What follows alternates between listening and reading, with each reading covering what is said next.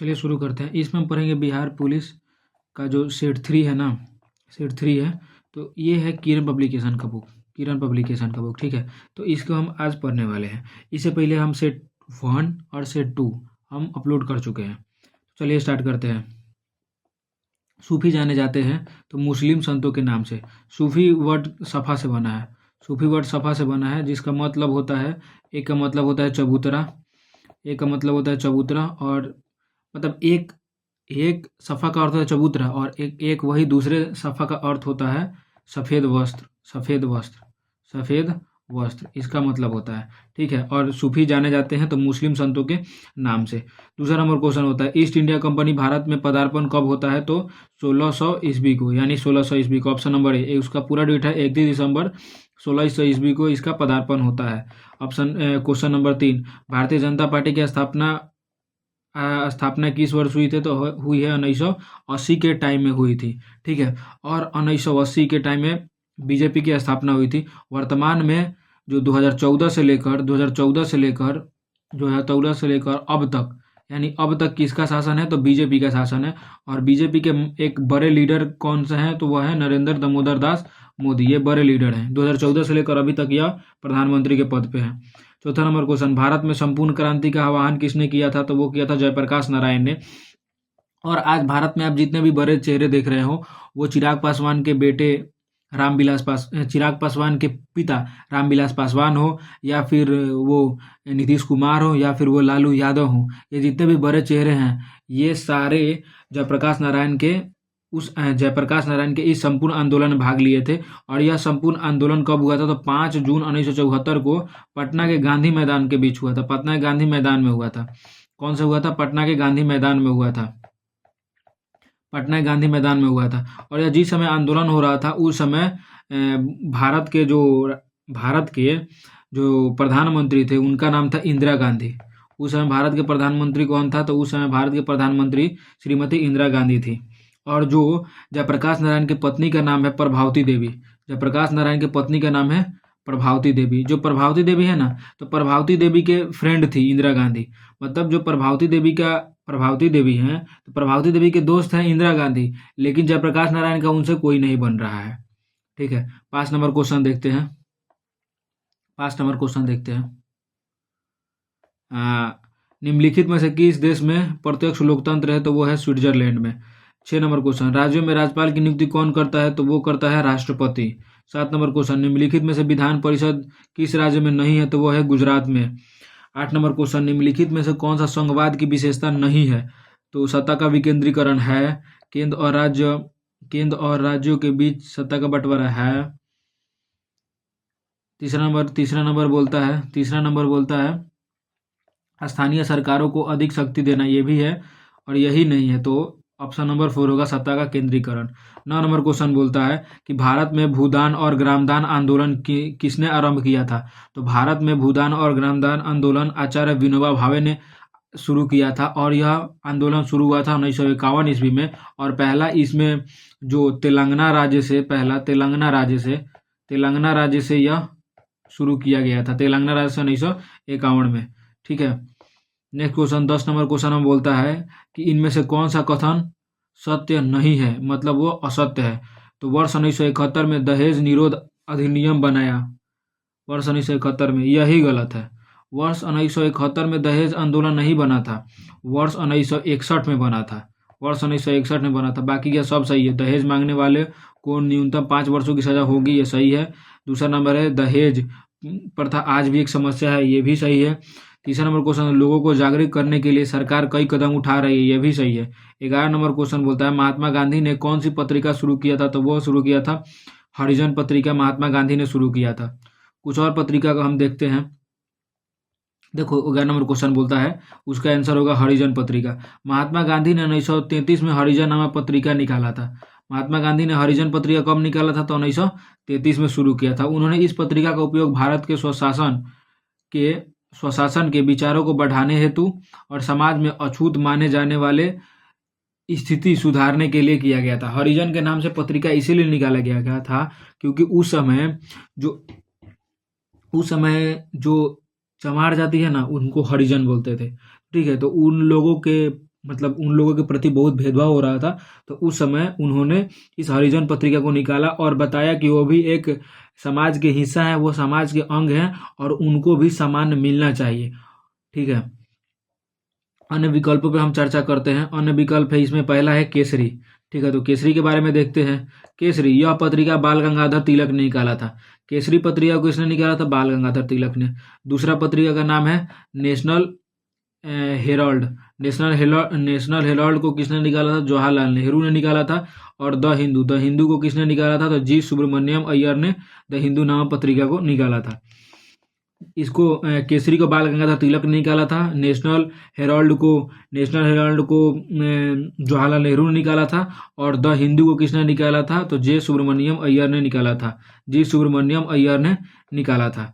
ठीक है। 12 number question, दक्षेस Bharat की दक्षेस यानी सार्क की वर्तमान में सदस्यों की संख्या कितनी है? तो सदस्यों की संख्या 8 है। वो देखो कैसे है और कौन कौन सदस्य है वो दिखाते हैं। पहला हम एक भारत का मैप बना लेते हैं छोटा सा। ठीक है, एक हम भारत का मैप बना लेते हैं। हम उसमें इन सारा लोकेशन आपको बता दे रहे हैं। ये हमारा भारत का मैप हो जाएगा।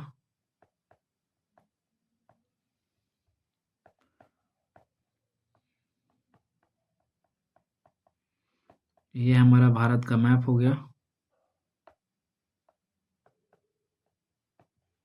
ये जितना भी जैसे ही भारत बना, ठीक है, तो ये हमारा कौन सा हो गया? भारत। और हमारा सार के हम 8 सदस्यों का हम नाम बताने वाले थे। ठीक है, और यहाँ पे हो गया आपका श्रीलंका।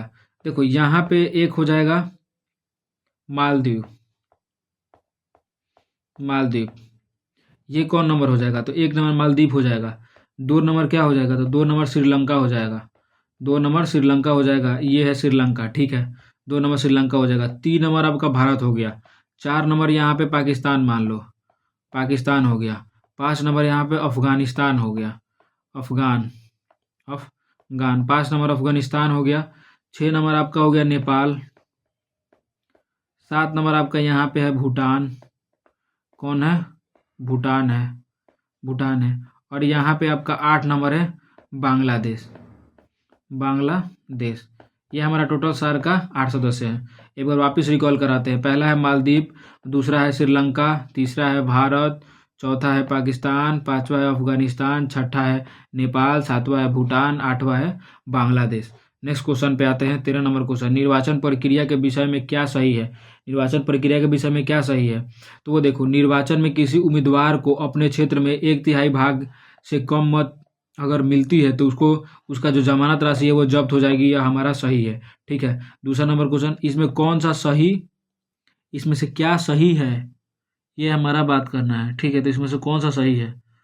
तो इसमें से सही है हमारा ऑप्शन नंबर 3। बाकी इसमें का सब गलत है। ये भी गलत है, ये भी गलत है और ये भी गलत है।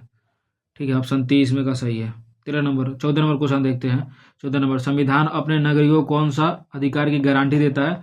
तो वह देता है तुम्हारा इसका समानता का अधिकार देता है और अभिव्यक्ति का अधिकार देता है। 15 नंबर क्वेश्चन, राज्यसभा के सदस्यों का चुनाव कौन करता है? तो राज्यसभा के सदस्यों का चुनाव करता है, लोकसभा के सदस्य नहीं करते हैं, ये भी नहीं करते हैं। ये हो जाएगा हमारे राज्य के विधानसभाओं के सदस्य ही करते हैं। ठीक है, अब आते हैं कि हमारा 16 नंबर क्वेश्चन देखते हैं। राष्ट्रसंघ में निम्नलिखित उद्देश्यों में से कौन सा सही नहीं है? तो इसमें सही नहीं है 16 का ये भी सही नहीं है। विश्व में शांति सुरक्षा कायम रखना, ये सही है, मतलब ये भी गलत हो जाएगा। तो ऑप्शन नंबर हमारा 3 सही होगा। शांति भंग करने वाले देशों की सरकार को बर्खास्त करना, ये यही सही होगा। 17 नंबर क्वेश्चन बोलते हैं, सिद्धार्थ ने किस धर्म का स्थापना किया था? सिद्धार्थ ने बुद्ध धर्म को स्थापना किया था। महात्मा बुद्ध ने बौद्ध धर्म की स्थापना किया था और महात्मा बुद्ध के बचपन का नाम ही सिद्धार्थ था। और महात्मा बुद्ध ने ही बौद्ध धर्म की स्थापना किया था। इनके पुत्र का नाम राहुल था। ठीक है। 18 नंबर क्वेश्चन, थियोसॉफिकल सोसाइटी की स्थापना किसने किया था? तो वो किया था एनी बेसेंट ने किया था। ठीक है। 19 नंबर क्वेश्चन, किस घटना को द्वितीय विश्व युद्ध का ड्रेस रिहर्सल कहते हैं? तो वो होता है स्पेन। नेक्स्ट क्वेश्चन हमारा है, स्वराज पार्टी का प्रथम सम्मेलन कहाँ हुआ था? तो वो हुआ था आपका इलाहाबाद में। स्वराज पार्टी का प्रथम सम्मेलन कहाँ हुआ था? तो इलाहाबाद में। अब कुछ हम स्वराज पार्टी से जुड़े हुए तथ्य देख लेते हैं। देखो स्वराज पार्टी, तो स्वराज पार्टी का हमारा स्थापना है ना, तो स्वराज पार्टी का जो स्थापना है, स्वराज पार्टी का स्थापना होता है 1 जून 1923 ईस्वी को। 1 जून 1923 को, 1 जनवरी 1923 को स्वराज पार्टी की स्थापना होता है। इसके जो संस्थापक है मोतीलाल नेहरू और चित्तरंजन दास, दोनों ने मिलकर किया था। तो मोतीलाल नेहरू अध्यक्ष बने और चित्तरंजन दास महासचिव बने। इसका उद्देश्य था हमारा डोमेनियन स्टेट, यानी हमारा डोमेनियन स्टेट चाहिए स्वराज पार्टी का। स्वराज पार्टी एक विफल मतलब पार्टी के रूप में बना, क्योंकि इसमें जितने भी पहले सदस्य थे ना, जैसे मोतीलाल नेहरू और चित्तरंजन दास, ये सारे लोग पहले मतलब कसम खाए थे, यानी प्रॉमिस किए थे कि हम अंग्रेजों का पैसा, मतलब अंग्रेजों के हम बड़े पद पे नहीं बैठेंगे, हम गद्दी पे नहीं बैठेंगे, जब भी काम करेंगे हम जनता के लिए काम करेंगे। यह जब स्वराज पार्टी बना था तब यह बोला था। तो उस समय स्वराज पार्टी का काफ़ी तेज़ी से विकास हुआ। जब धीरे धीरे इनके जो सदस्य हैं वो अंग्रेजों के साथ मिलने लगे, अंग्रेजों की गद्दी पर बैठने लगे, तब यह क्या हुआ था, धीरे धीरे यह विफल हो गया था स्वराज पार्टी। ठीक है, हमारा नेक्स्ट नंबर क्वेश्चन देखते हैं। 21 नंबर क्वेश्चन, किस आंदोलन के दौरान महात्मा गांधी ने असहयोग आंदोलन का नारा दिया था? असहयोग आंदोलन हुआ था, देखो इसको क्वेश्चन को कैसे बनाओ। असहयोग आंदोलन 1920 में हुआ था। ठीक है, चंपारण आंदोलन 1917 में हुआ था, नमक कानून 1930 में हुआ था, असहयोग खिलाफत आंदोलन 1919 में हुआ था, और भारत छोड़ो आंदोलन 1942 में हुआ था। तो सबसे ज़्यादा करीब कौन है? तो खिलाफत आंदोलन, तो इसी समय दिया होगा, तो ऑप्शन नंबर सी हो जाएगा। 22 नंबर क्वेश्चन बोलते हैं, इनमें से कौन अमेरिकी स्वतंत्रता संग्राम का परिणाम नहीं है? तो देखो संयुक्त राष्ट्र संघ का उदय, ये भाई है। एडम स्मिथ ने लेसेस फेयर का सिद्धांत दिया था।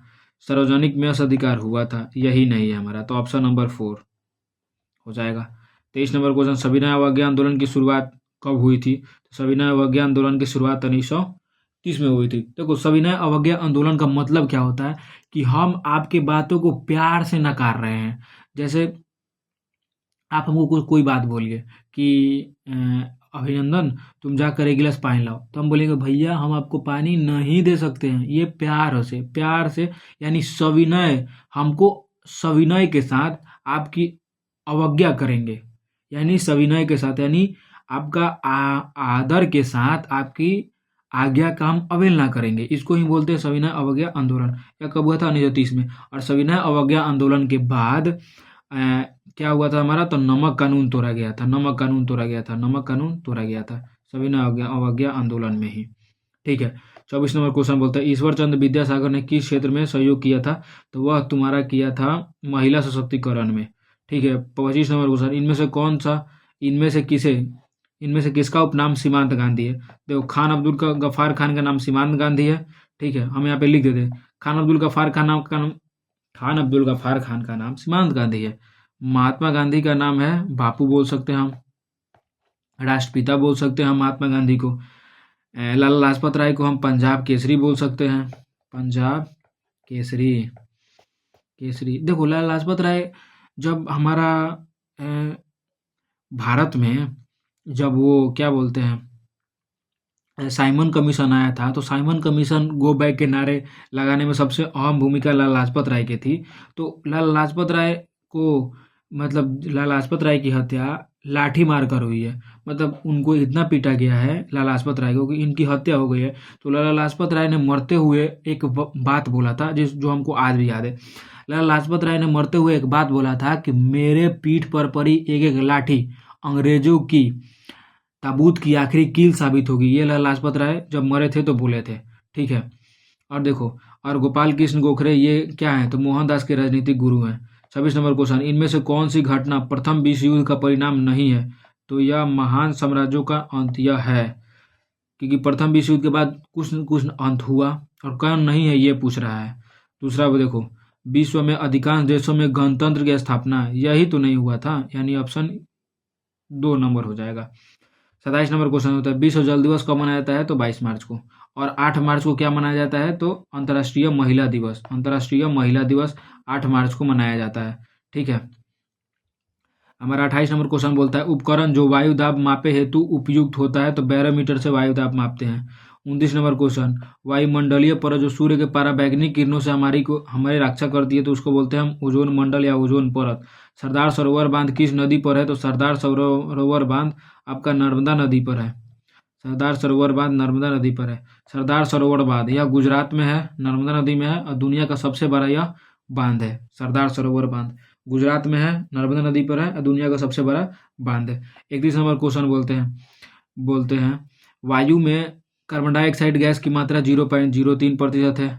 आपका ऑक्सीजन 21% है और आपका 71 या फिर 78% आप बोल सकते हैं क्या है, तो नाइट्रोजन है।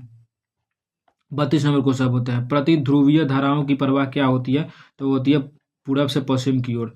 33 नंबर क्वेश्चन बोलते हैं समान दाब वाले स्थानों से गुजरने वाली काल्पनिक रेखाएं क्या कहलाती है? तो वो कहलाती है आपका आइसोबार। जो समान दाब वाले आइसोबार कहलाती है।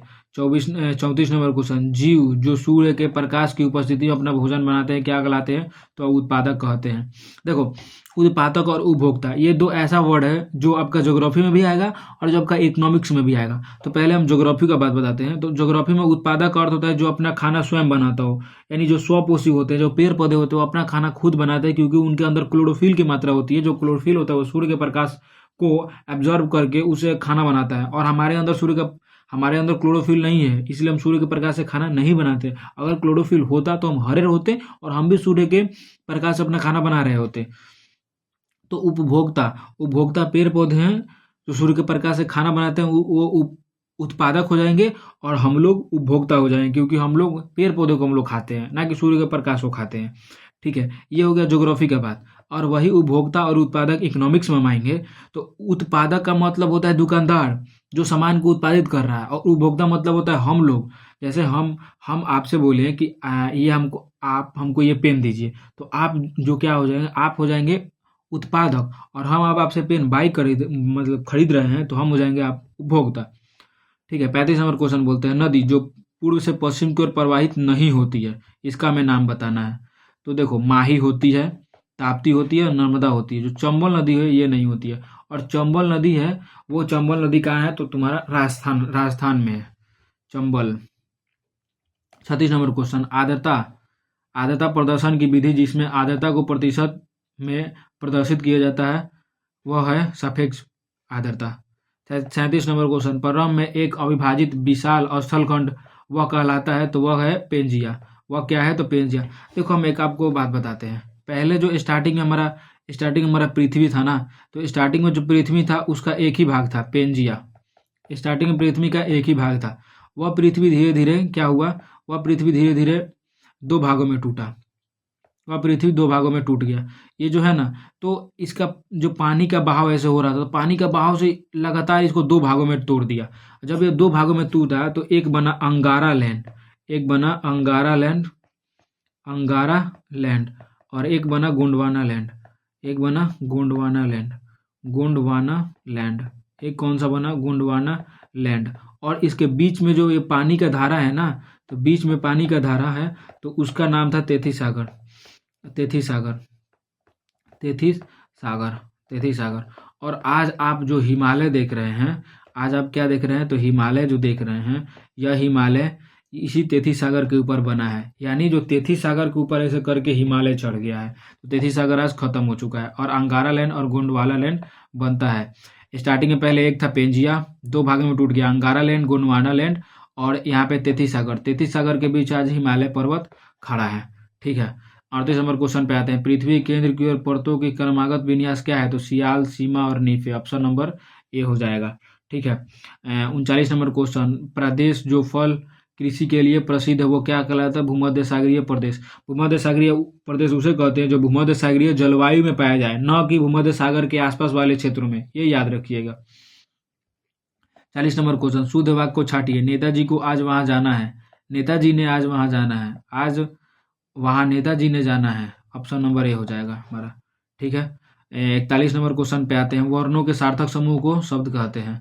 अन है क्या है? तो अन और अ, यह हमारा अयोगवा है। 43 नंबर क्वेश्चन व्यवहार और मत शब्दों के सही पर्यायवाची क्या है? तो वो है शब्दों के सही पर्यायवाची ये भी नहीं है, ये भी नहीं है, ये है आचार और विचार, इसका ही सही पर्यायवाची है।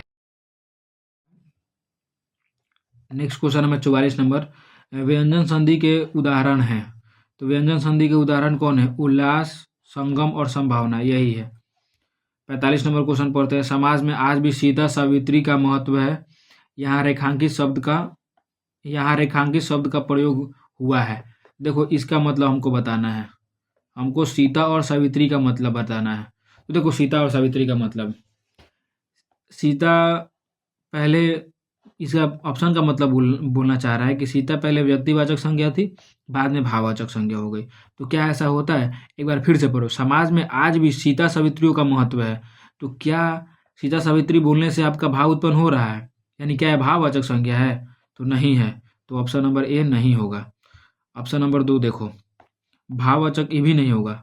भाववाचक संज्ञा का व्यक्तिवाचक संज्ञा के रूप में नहीं, मतलब बोल रहा है कि ये भाववाचक है सीता सावित्री और इसको व्यक्तिवाचक के रूप में हुआ है, तो नहीं, सीता सावित्री कोई भाव थोड़ी है। तो ये हो जाएगा तुम्हारा। देखो हम इसको समझाते हैं, व्यक्तिवाचक संज्ञा, यानी देखो जो सीता सावित्री है ना, वो एक व्यक्ति का नाम भी है। सीता एक व्यक्ति है और सावित्री एक व्यक्ति है, ठीक है। तो सीता और सावित्री व्यक्तिवाचक संज्ञा है और इस व्यक्तिवाचक संज्ञा का जातिवाचक संज्ञा के रूप में परिवर्तित हुआ है। यानी जो व्यक्तिवाचक संज्ञा है उसको हम जातिवाचक संज्ञा के रूप में परिवर्तित किए हैं। उसको हम जातिवाचक संज्ञा के रूप में परिवर्तित किए हैं।